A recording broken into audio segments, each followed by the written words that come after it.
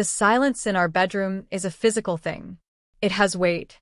It presses down on my chest, making it hard to breathe. Outside, I can hear the sounds of my son's 8th birthday party, the joyful shrieks of a dozen little boys high on sugar and excitement. They're playing some kind of video game, the sounds of laser blasts and triumphant explosions echoing down the hall. My husband, Mark, is out there with them, playing the part of the fun, indulgent dad.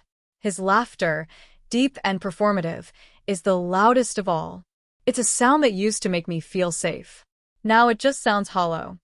In my hand, I'm holding a crumpled blue envelope. It has a cartoon rocket ship on the front and says, "To a super son," in bubbly letters. An hour ago, it was crisp and full. It held $247 in cash. A small fortune for an 8-year-old. Gifts from his grandparents, his aunts, his uncles. Leo had counted it 3 times, his little face a mask of pure, unadulterated ecstasy. He had it all planned out. The Lego Death Star. He'd show me the box online 100 times, his finger tracing the intricate details of the miniature TIE fighters.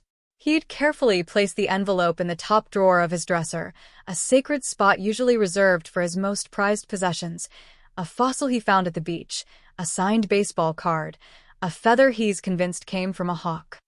Now the envelope is empty. Flat. Discarded on the floor by Mark's side of the bed like a piece of trash. And next to it, peeking out from under his discarded jeans, is a small, glossy receipt from a jewelry store downtown. A store we've never shopped at. A store with delicate, expensive things displayed on black velvet. The date on the receipt is from this morning. The item is a petite gold solitaire necklace. The price, including tax, is $250. The math is so simple, so brutal. It steals the air from my lungs. He didn't even try to hide it. The sheer, breathtaking arrogance of it.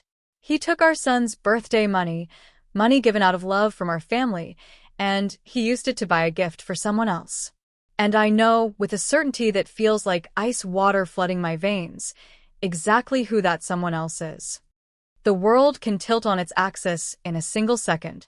It can spin right off its course and send you tumbling into a cold, dark place you never knew existed. If you've ever felt that ground shift beneath your feet, that sudden, sickening lurch of betrayal, tell me your story in the comments. I read every single one. And if you're new here, finding this story in the quiet of your own life, please subscribe. It helps me share these moments more than you can possibly know. Our life, from the outside, was perfect. It was the kind of life people put on Instagram with hashtags like #blessed and #familygoals. We had the house in the suburbs with the manicured lawn and the 2-car garage.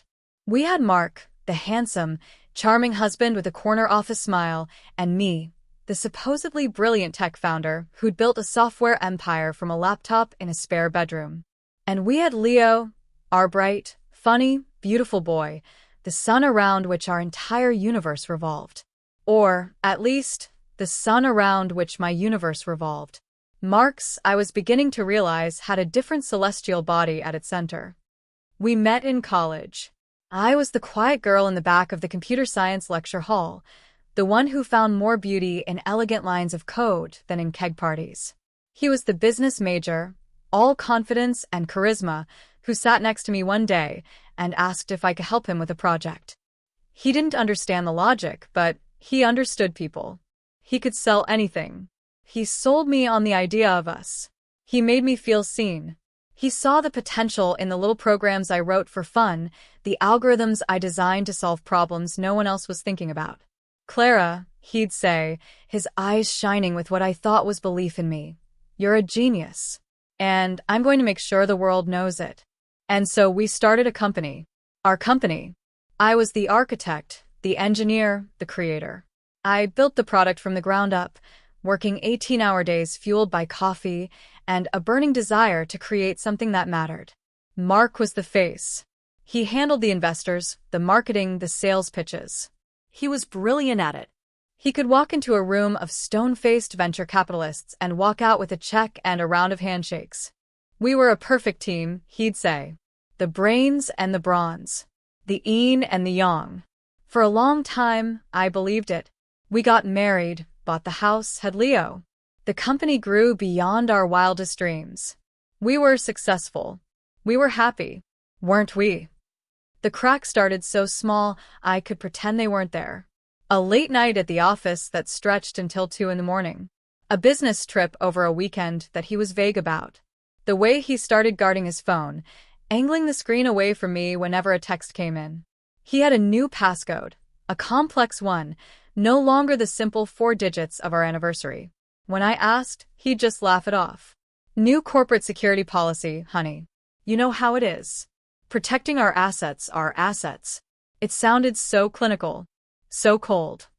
The distance grew. It was a quiet, creeping thing like a fog rolling in. We stopped talking, really talking. Our conversations became logistical exchanges about groceries and Leo's soccer schedule. The easy intimacy we once shared evaporated. He stopped touching me, not just in the bedroom, but the casual touches that bind a couple together. A hand on my back as I cooked dinner, his fingers laced through mine while we watched a movie. He was a ghost in our house, a polite, handsome stranger who shared my bed and paid half the mortgage. I told myself it was stress. The company was bigger now, the pressure was immense. I told myself all long-term couples went through phases like this. I made excuses for him, because the alternative was too terrifying to consider. The alternative was that the foundation of my entire adult life was a lie. Then came Leo's 8th birthday. The one day of the year that was supposed to be pure, uncomplicated joy. He'd been talking about it for months, a constant, excited chatter about cake and presents and his friends coming over. He wanted a superhero theme. He wanted a bouncy castle in the backyard. He wanted the Lego Death Star. It was his holy grail. He watched unboxing videos of it on YouTube, his eyes wide with awe. He knew the piece count by heart. 4,016. He knew it came with 27 minifigures, including Princess Leia and a tiny, adorable Dianoga trash monster. The party was a chaotic, happy blur. The bouncy castle was a huge hit. The cake was devoured. The presents were ripped open with feverish excitement. And then came the cards from family. Grandparents, aunts, uncles who lived too far away to come, but always sent a card with cash tucked inside. Leo opened each one with a solemn reverence, smoothing out the bills and stacking them in a neat pile.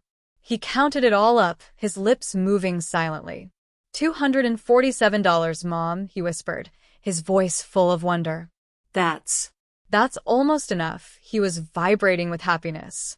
We went upstairs together, and he placed the money into the rocket ship envelope his grandma had sent, and then he put the envelope in his special drawer.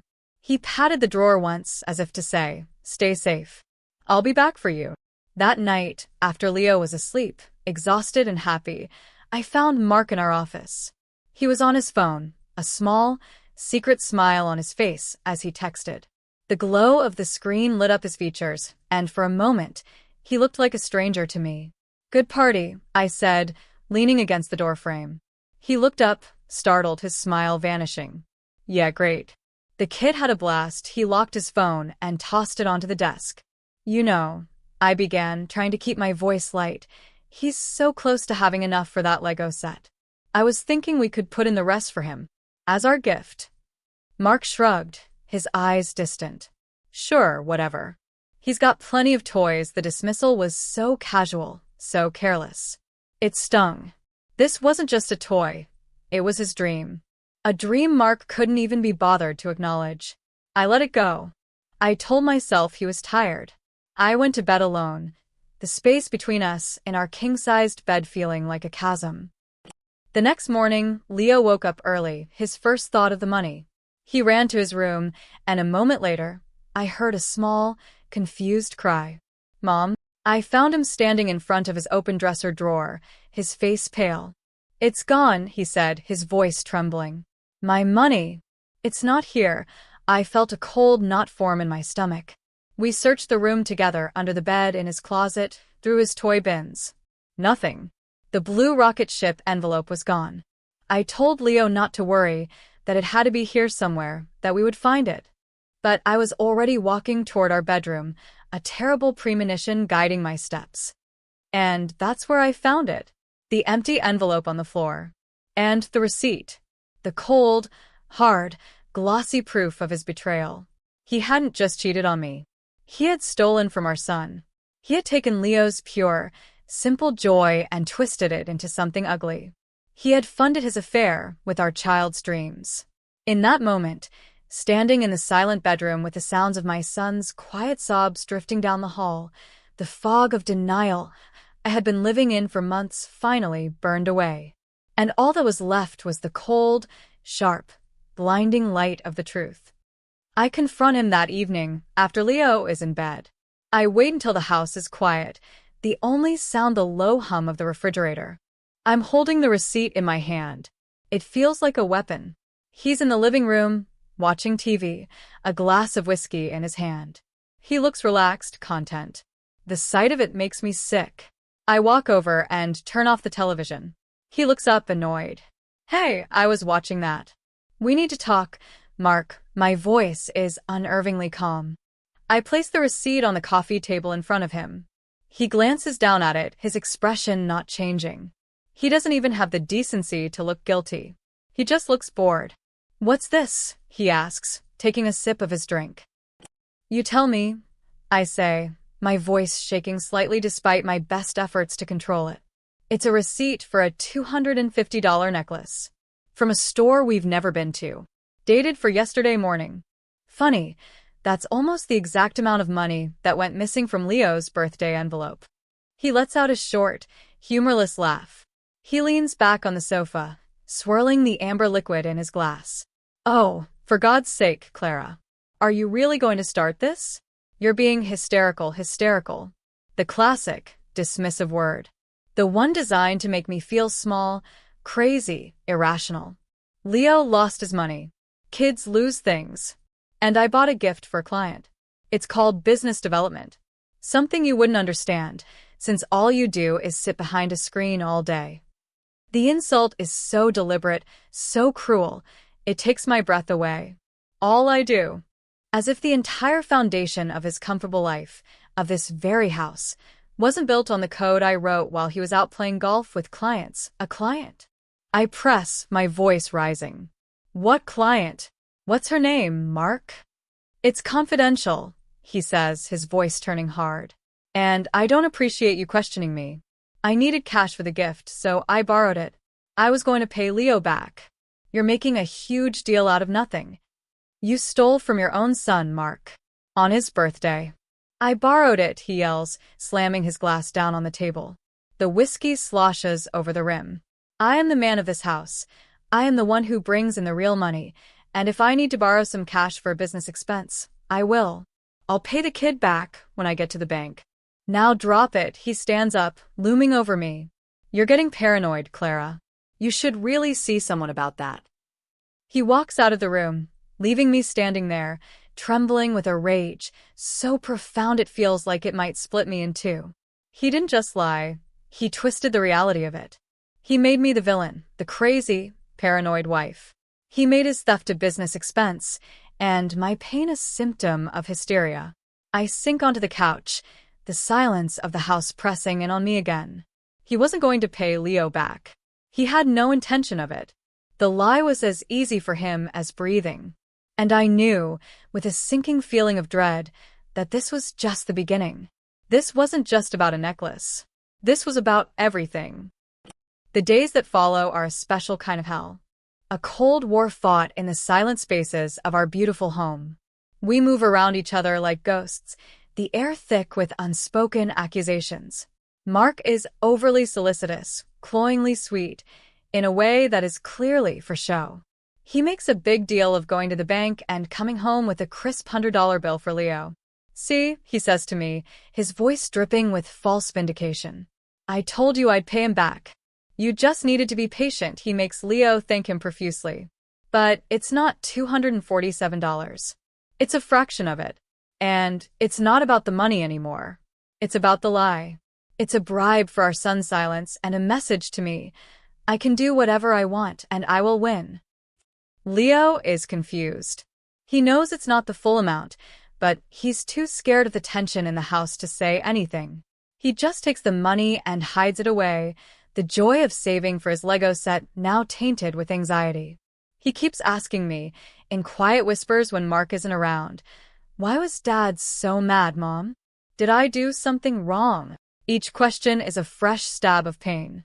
I have to look my son in the eye and tell him that it's not his fault, that it's just grown-up stuff, a lie that tastes like ash in my mouth. I start digging. I can no longer afford the luxury of denial. I need proof. I need to know the full scope of what I'm up against. I become a detective in my own life. I wait until Mark is asleep, his breathing deep and even, a picture of innocence he does not deserve. Then I slip out of bed and go to his office. His laptop is locked, of course, but his phone, which he now keeps on his nightstand, is an older model. I know his habits. I've watched him type in his new, complex passcode 100 times, his thumb moving in a pattern I've unconsciously memorized. A little triangle, then a swipe up. My fingers tremble as I trace the pattern on the screen. It unlocks. My heart pounds in my ears. I feel like a criminal, but I push the guilt down. I have a right to know. I start with the texts. The name is Tiffany, of course it is. The messages are sickeningly cliché. Emojis of hearts and kisses. Plans for dinner at expensive restaurants I've never heard of. Complaints about me. She's so cold lately, one of his texts reads. Completely wrapped up in her work. It's like she doesn't even see me anymore. The hypocrisy is so staggering it makes me dizzy. He's painting me as the neglectful wife to his mistress, while he systematically dismantles our lives. I find pictures. Tiffany is young, blonde, with a vacant, posed smile. There are photos of them together. On a boat. At a winery. In a hotel room. Tangled in white sheets. Mark's wedding ring clearly visible on his hand. The visual confirmation is a physical blow. I have to sit down, my hand pressed against my mouth to keep from being sick. I scroll through months, a year, of this secret life he's been living. A life funded by the company I built. Our company. The financial betrayal is what truly terrifies me. I start looking at our joint accounts, the company credit card statements he controls. It's a labyrinth of deception. There are charges for hotels I've never stayed in, flights to cities he never told me he was visiting, dinners for two at places he claimed were client meetings, and then there are the cash withdrawals. Thousands of dollars pulled out in neat $500 increments, multiple times a week. Untraceable. Gone. He's been bleeding us dry. He senses my shift in mood. The quiet, grieving wife has been replaced by a silent, watchful one. He gets sloppy, more aggressive. He starts fights over nothing, over the way I load the dishwasher or the brand of coffee I buy. He's trying to provoke me, to push me into a screaming match, so he can call me crazy again, so he can justify his behavior to himself. He starts talking about our finances, a topic he's always handled exclusively. "You know, Clara," he says one night, casually, "I was looking at the numbers. You've been spending a lot lately. We need to tighten our belts." He puts me on an allowance. Me. The founder and chief architect of a multi-million-dollar software company. He cancels my personal credit card, claiming it's a cost-saving measure. He tells me to submit expense reports to him for household items. He's trying to seize control, to make me dependent on him, to strip me of any power I might have. It's a calculated, cruel strategy designed to break my spirit. He wants me to feel helpless. And for a little while it works. The weight of it all is crushing. I feel like I'm drowning. Leo feels it too. The house is no longer a happy place. It's a battlefield, and he's caught in the crossfire. He retreats into himself, spending more and more time in his room. The forgotten Lego set a monument to his father's casual cruelty. The breaking point, the moment that turns my fear and grief into something harder, something cold and sharp as steel, comes on a Tuesday night. I'm helping Leo with his homework at the kitchen table.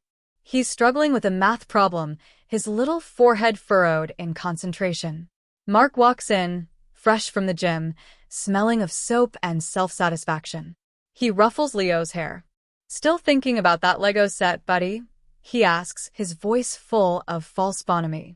Leo looks up, his eyes hopeful for a second. "Yeah," he says quietly. Mark chuckles. You gotta learn to let things go, son. Big boys don't cry over toys. Besides, money doesn't grow on trees. He winks at me, a smug, triumphant little gesture. And then he says the words that will seal his fate. Your mom knows all about that. She's been a little irresponsible with money lately. We all have to make sacrifices.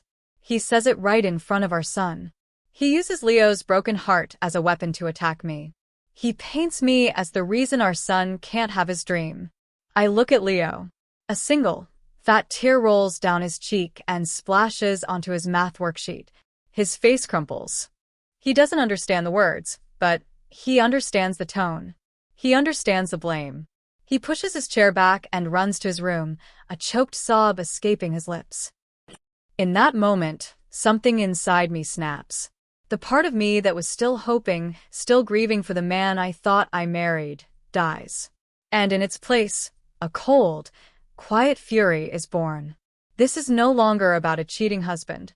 This is no longer about stolen money or a broken heart. This is about protecting my son. He will not be a casualty in Mark's pathetic, selfish war. I will not let this man destroy my child's spirit. I look at Mark, who is still standing there with that self-satisfied smirk on his face, and I feel nothing. No love, no hate. Just a vast, empty coldness. He has no idea what he has just unleashed. He thinks he's won. He thinks he's broken me. He's about to find out how wrong he is. That night, I don't sleep. I sit at my desk, the same desk where I wrote the first lines of code for our company, and I begin to fight back. The war is on. And I am going to burn his world to the ground. The first call I make is to a lawyer. Not just any lawyer. I spend hours researching, cross-referencing, reading reviews. I'm looking for a shark. I find her in the city. Her name is Evelyn Reed, and her online bio is short, brutal, and terrifying. She specializes in complex financial divorces and has a reputation for eviscerating arrogant husbands. I book a consultation. Walking into her office feels like stepping into a different world. It's all steel and glass and sharp angles, with a panoramic view of the city skyline. Evelyn is exactly as I picture her. She's in her 50s, with sharp eyes that seem to see right through you, and an aura of absolute, unshakable confidence. She doesn't offer platitudes or tissues. She offers me a cup of coffee and says, "Tell me everything. And don't leave out the ugly parts. The ugly parts are where I live." And so I do. I tell her everything. The late nights, the secret phone, the lies. I tell her about Tiffany, about the hotels and the flights. I tell her about the allowance and the canceled credit card. And then I tell her about Leo's birthday money. As I speak, her expression remains neutral, but I see a flicker of something in her eyes. It's not pity. It's fuel. When I finish, I hand her a USB drive. His phone, I say. I made a copy of everything. Texts, photos, call logs. She takes the drive without a word and plugs it into her computer. For 10 minutes, she reads, her eyes scanning the screen, her only movement the occasional, sharp click of her mouse. The silence in the room is absolute. Finally, she looks up at me. "He's not just a cheater, Clara," she says, her voice low and even. "He's a fool. An arrogant, predictable fool. And that makes him easy to dismantle." She leans forward, her eyes locking onto mine. "But the affair is just leverage. The real battle is the company.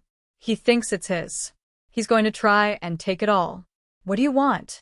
"I want him gone," I say, the words tasting like freedom. "And I want to protect what I built. For me and for my son." "Good," she says, a thin, dangerous smile touching her lips. "Then let's get to work." Evelyn's first piece of advice is simple. Do nothing. Say nothing. Pretend everything is normal. "He's comfortable," she explained. "He thinks he has you under his thumb. He thinks you're beaten. We use that. Let him get more arrogant, more careless. He'll hang himself with his own rope, so I play the part of the broken wife. I am quiet, subdued. I don't argue when he criticizes me. I don't question his late nights.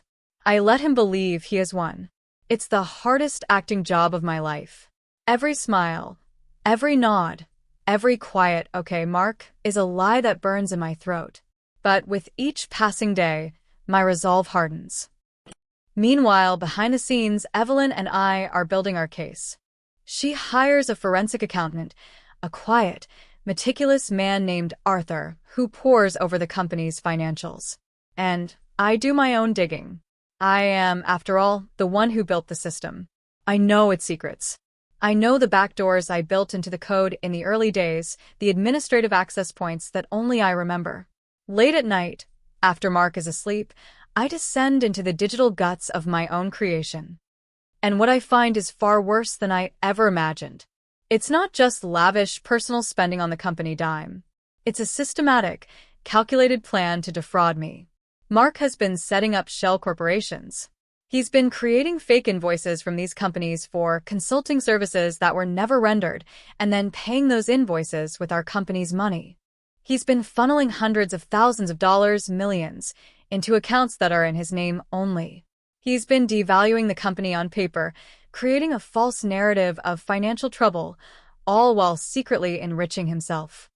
The forensic accountant, Arthur, confirms it all. He uncovers a complex web of transactions designed to be untraceable. But Mark made a mistake. He got greedy, and he got lazy. He used the same bank for his personal accounts and his shell corporations. He left a digital trail.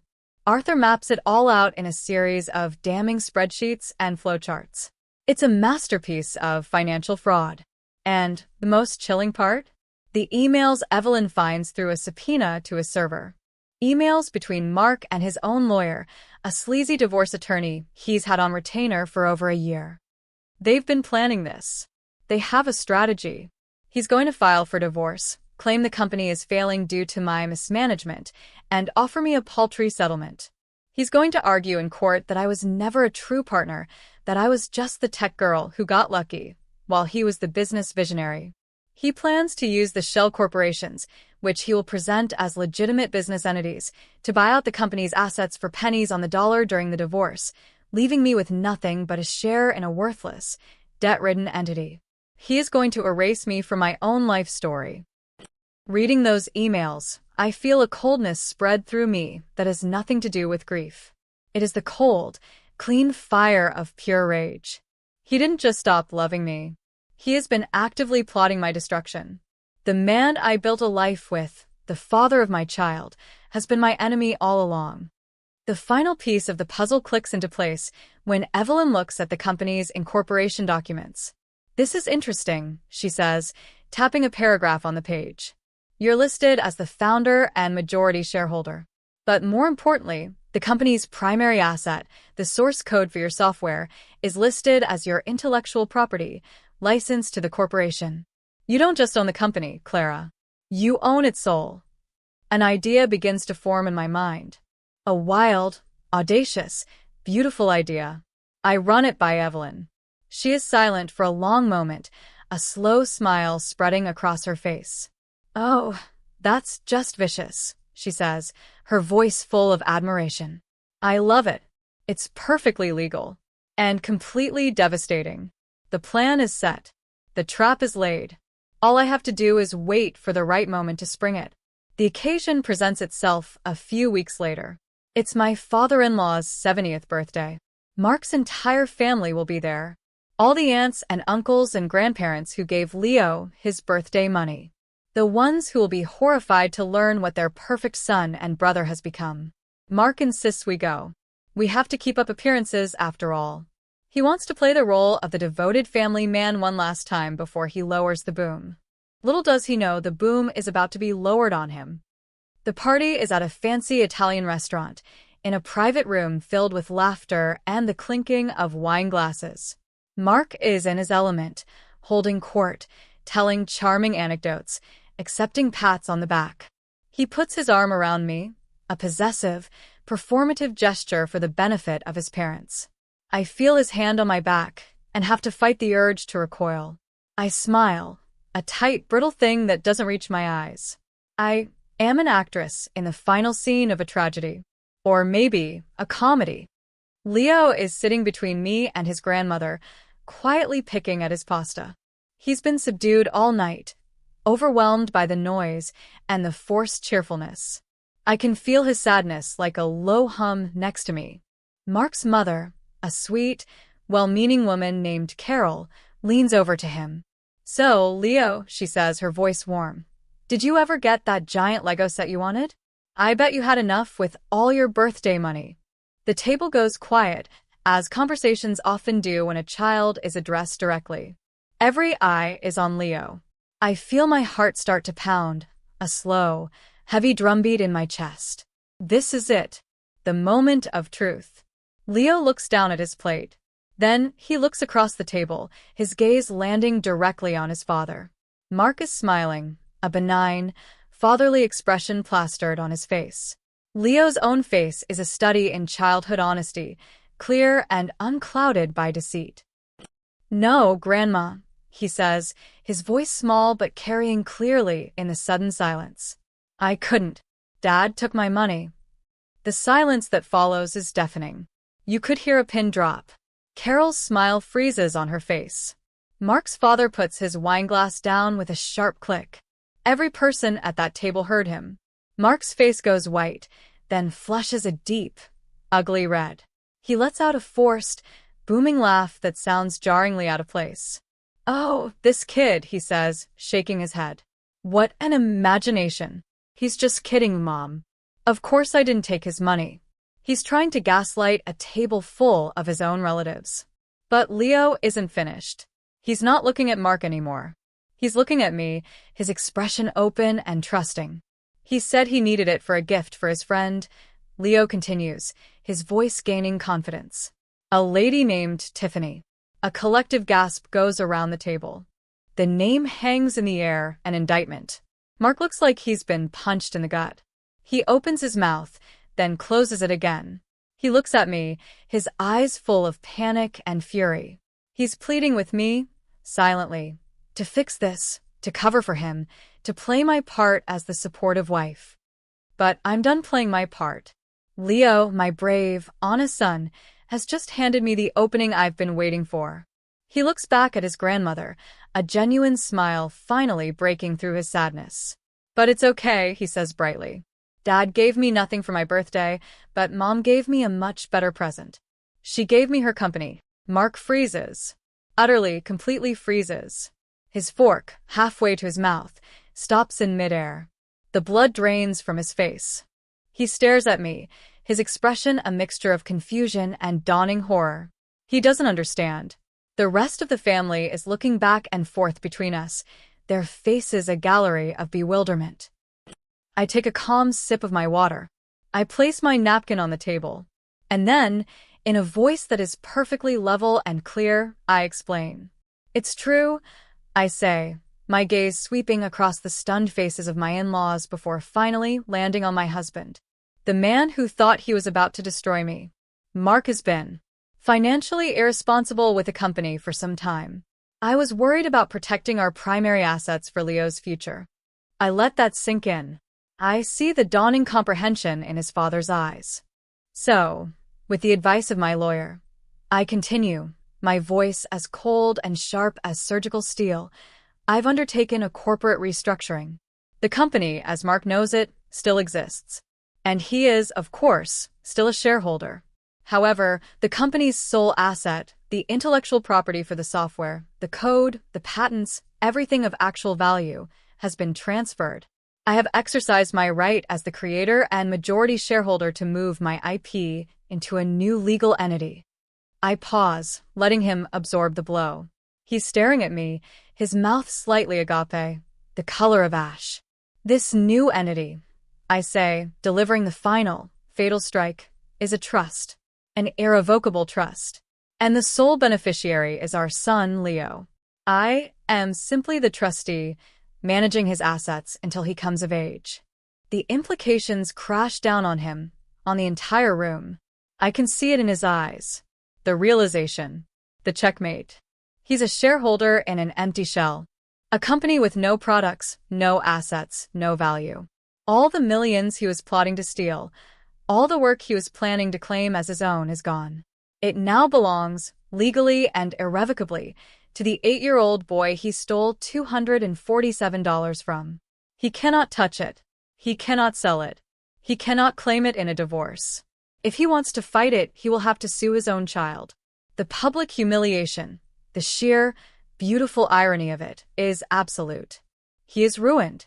And I used his own greed, his own arrogance, to do it. His father is the first to speak. He looks at Mark, his face a mask of stone. "Mark," he says, his voice low and trembling with rage. "Is this true?" Mark can't speak. He just stares at me, his world collapsing around him in a silent, slow-motion explosion. He's been so busy playing chess, he never realized I was playing a completely different game. And I had just taken his king. The family dinner is over. The life we knew is over. And my new life, the one I am building on the ashes of his betrayal, has just begun. The aftermath is swift and brutal. The drive home from the restaurant is silent, but it's a screaming silence. Mark doesn't look at me. He just stares out the window, his knuckles white on the steering wheel. He knows he's lost. He knows there's no way to spin this, no way to lie his way out of the hole he's dug for himself. When we get home, he packs a bag. He doesn't yell, he doesn't argue. He just moves with the mechanical motions of a defeated man.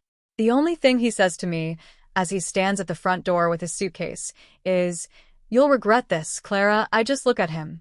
"No, Mark," I say, my voice quiet but firm. "I'm just getting started." He leaves, and the door clicks shut behind him, the sound echoing the finality of it all. For the first time in over a year, I can breathe again in my own home. Evelyn files the divorce papers the next morning. Mark's lawyer, the one who helped him plot my downfall, is completely blindsided. The case he thought was a slam dunk has evaporated. Instead of representing the visionary CEO of a thriving tech company, he's now representing an unemployed adulterer who committed felony-level financial fraud against his own business. The evidence we present is overwhelming. The spreadsheets from the forensic accountant, the emails detailing his plan to defraud me, the text messages and photos from his affair with Tiffany. His legal team advises him to settle, and to settle quickly. He fights it for a while.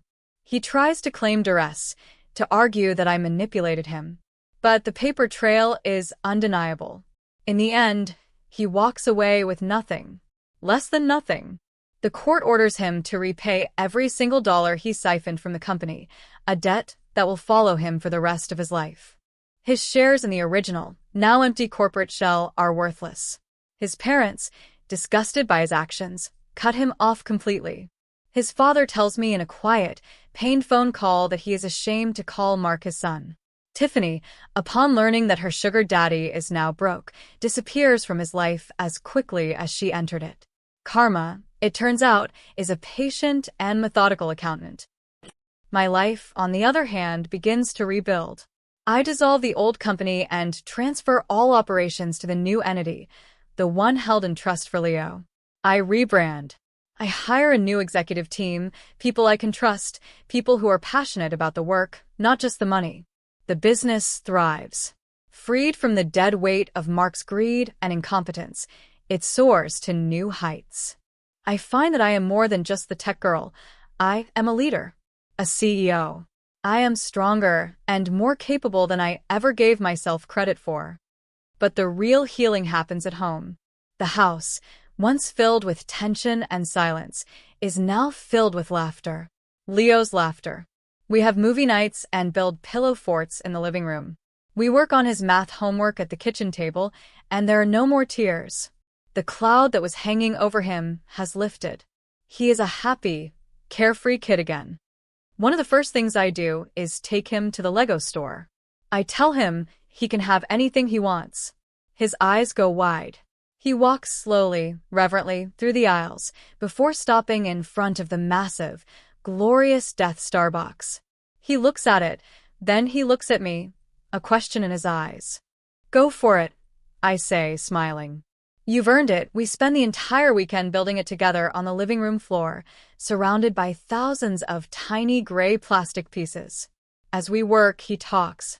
He tells me about school, about his friends, about the funny dream he had. He's opening up again, the way he used to. At one point, he stops and looks at me, a serious expression on his 8-year-old face. "Mom," he says, "are you and Dad going to live in different houses forever?" I take a deep breath. I've been dreading this conversation, but I know I owe him the truth, or at least a version of it he can understand. "Yes, sweetie, we are," I say gently. Sometimes, grown-ups find that they can be better people and better parents when they don't live together anymore. But we both love you more than anything in the world. That will never, ever change, he nods slowly, processing this. "Okay," he says, and then he picks up a tiny stormtrooper helmet and clicks it onto a minifigure. "Can you help me find the Wookiee?" And just like that, the moment passes. He is resilient. He is strong. He gets that from me. Life finds a new normal.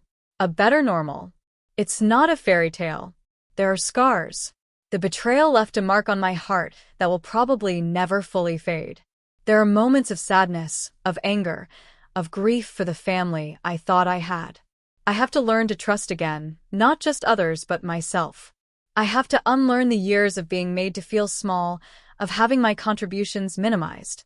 But with each passing day, it gets easier. I am not just a survivor of Mark's betrayal. I am the architect of my own life. I built a company from nothing, and when it was threatened, I tore it down and built it back up, stronger and safer than before, a fortress to protect my son and our future. A few months ago, I was at a tech conference, giving a keynote speech. I was telling my story, not the personal, ugly details, but the story of the company, of its restructuring and its rebirth. After I finished, a young woman came up to me, her eyes shining. "You're my hero," she said. "What you built and how you protected it. It's incredible." In that moment, I realized that the company was more than just a business. It was a legacy. A story of a woman who refused to be erased. Sometimes I think about that crumpled blue envelope. That small, insignificant piece of trash that started it all. It was such an ugly, petty act of theft.